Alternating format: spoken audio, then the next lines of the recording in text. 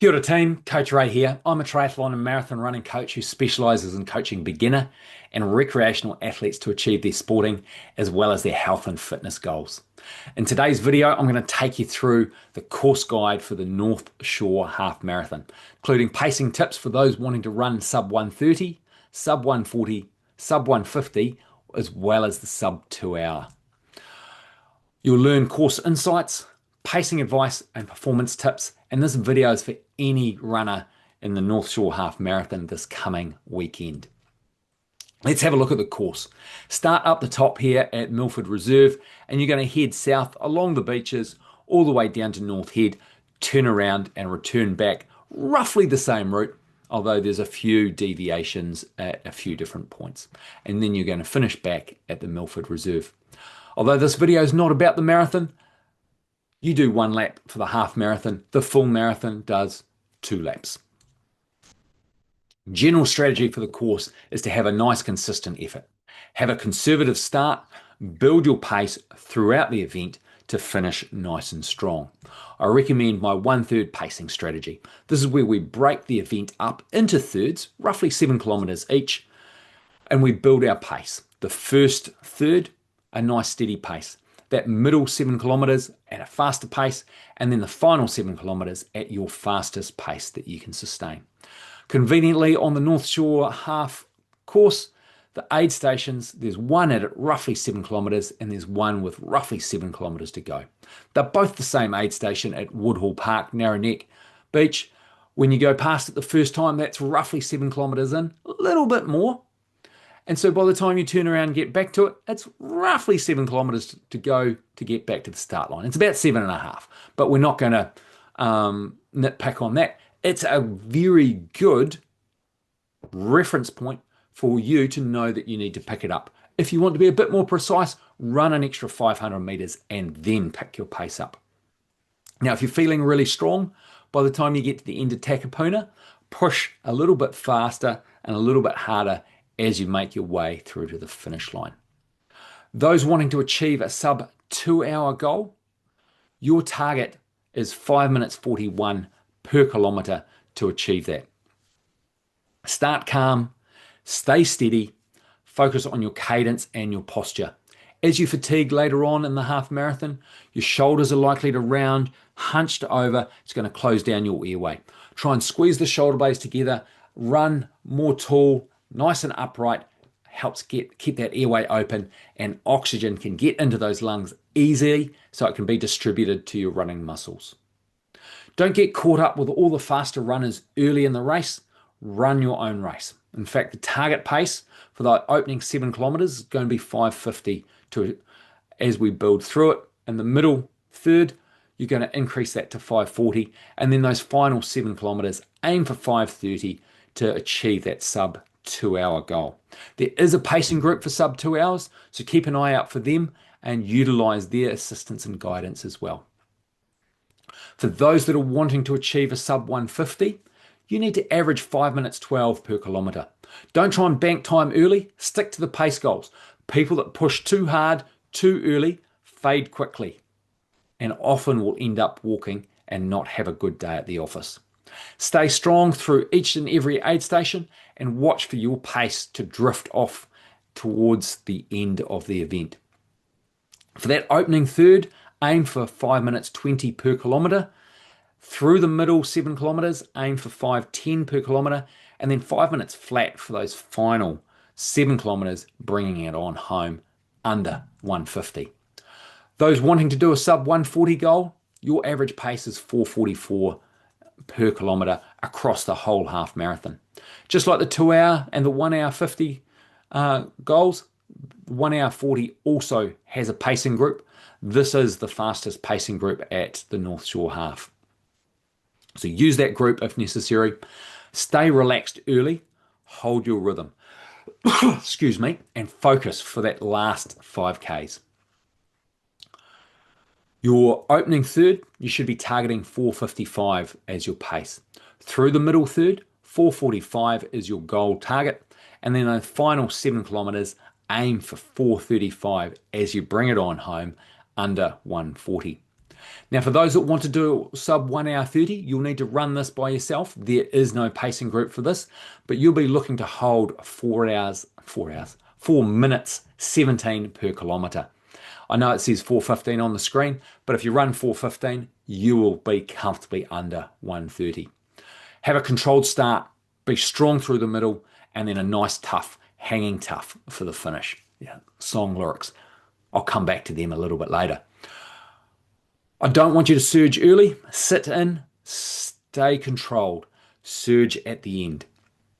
If you normally run based on heart rate or power, running power that is, flick me a message and I'll help guide you with something appropriate for you and your circumstances. Like I said, there's no pace group for this, but use your GPS watch, whether it's a Garmin or an Apple Watch or some other brand. That opening third, you're aiming for 4:25. Through the middle 7 kilometers, you're trying to hold 4:15 and then increasing to 4:05 for those final 7 kilometers. To help mentally prepare for race day, what I recommend you do is download and print off my self-psych form. The link is down in the description. It's a free download. Get amongst it, print it off, and then a couple of nights out, maybe the night before, but preferably 2 nights out. Find some quiet time where you can sit down by yourself with a pen and paper and write your answers on the paper to each and every question to help develop your race plan. This is going to increase your chances of achieving your goals and really cement and solidify what you want to achieve, why you want to achieve it, and cover off a whole lot of what ifs. I know I've spent many a night before a key race lying in bed, awake, trying to settle my mind. The self-psych form does that. It gives you the opportunity to develop answers to all the what ifs, come up with that plan, and then you don't need to lie there awake. Your mind can be settled right from the outset. I do recommend using that time to do some visualizations. If you're trying to achieve a sub 2 hour goal, visualize yourself turning onto the Milford Reserve, looking at your watch and seeing it say 1 hour 59. If you're trying to achieve a 1 hour 30, same visualization. Visualize that 1:29 on your watch, even 1:28. How great would that be? Visualize yourself going through aid stations, key points on the course. They're all key things to try and do. Excuse me. Mantras. Talked about song lyrics before. My key mantra with races is when the going gets tough, the tough get going. I use that when my mindset shifts, go slightly negative. I use that to reframe myself. If my race plan's not going according to plan, I'm dropping the pace, whatever it is, I bring that back, reframe things in a positive light and move forward. Hanging tough. New kids on the block.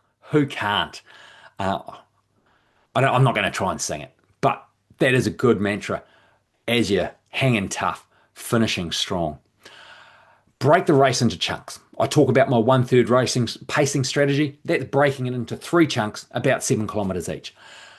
Some people prefer breaking it into 5 kilometers or breaking the race into quarters. Those 5 kilometers, there's 4 of them, and then you have that little bit at the end to that final one and a bit kilometers to knock off. Some people find that as easier chunks to break the race up into. What I don't recommend is breaking it up into 21.1 1 kilometer chunks. By the time you've got 3 or 4 chunks done, you're thinking, oh my God, I've still got 17 or 18 chunks left to do. Have them slightly bigger but achievable chunks. Makes it easy to count. You don't need to use all your hands and start using your toes. Small number to 2 and have an achievable distance as those chunks. Weather on race day is for rain, unfortunately, but it's going to be a nice mild start and it's going to warm up to about 16 degrees. Great running weather. Be prepared for whatever the weather conditions throw at you, but a mild start with a high probability of rain. On the course at the aid stations, they have a product called SIP, an electrolyte drink. They're also going to have water. What was I going to say? Oh, there are no cups on course. So you need to take your own bladder or even take a silicone cup that you can carry nice and easily and fill up on the course as you go through each aid station where you need to take a product. If it's a hotter day than forecast, make sure you drink a little bit more and use those aid stations regularly. Race morning. Make sure you take your running shoes, your cap, your sunglasses, your race number. Plan for what ifs as part of your self-psych form. I had an athlete recently in the Wellington Half Marathon. They left their running shoes in their accommodation.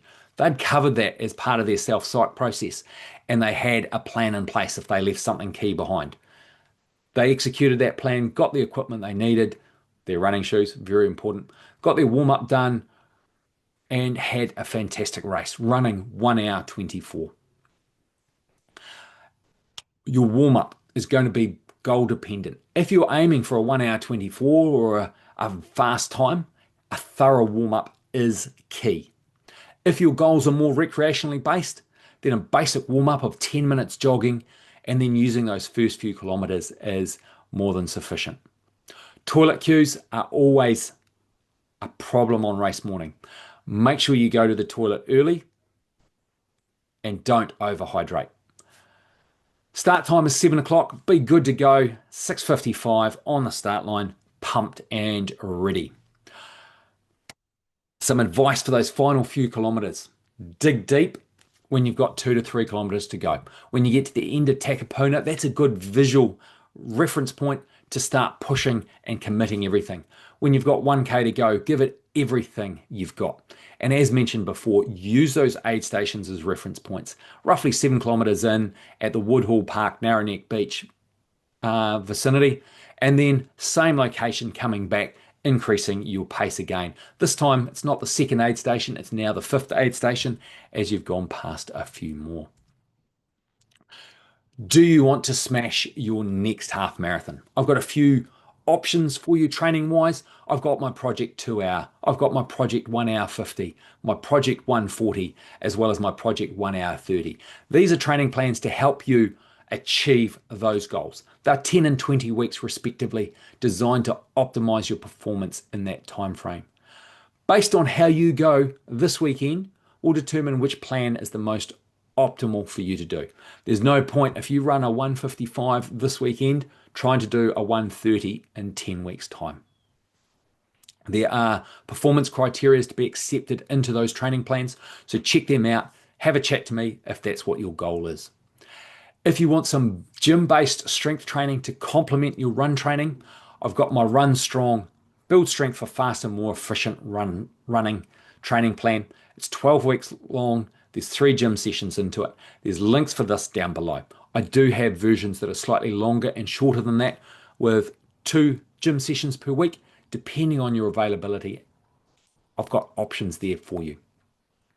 If you're looking at running the Mount Festival Half Marathon in the end of January, 18-week training plan starts on 15th of September. If you want to be part of the Qwik Kiwi squad for that, links down below. And if you want something a little bit more personalized, send me a DM on either Instagram or Facebook. I'm reasonably easily to find on both of them, or send me an email to coachray@coachray.nz. I've got options to help build your fitness in time for whatever your next event is. Feel free to send me a message.